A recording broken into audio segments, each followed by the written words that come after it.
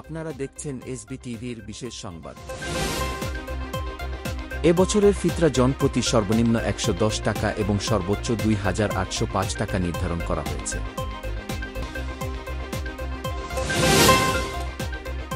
শেখ হাসিনা ও শেখ রেহানা সহ পরিবারের ৪ সদস্যের ১২৪টি ব্যাংক হিসাব অবরুদ্ধের আদেশ দিয়েছে আদালত।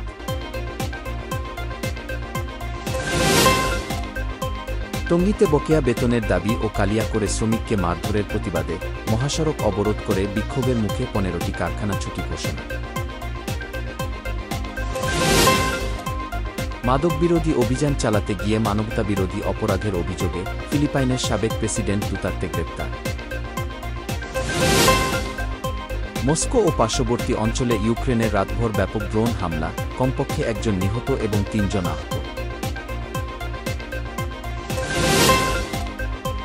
টালমাটাল মার্কিন শেয়ারবাজার, অস্ট্রেলিয়া ইউরোপেও নিম্নমুখী সূচক।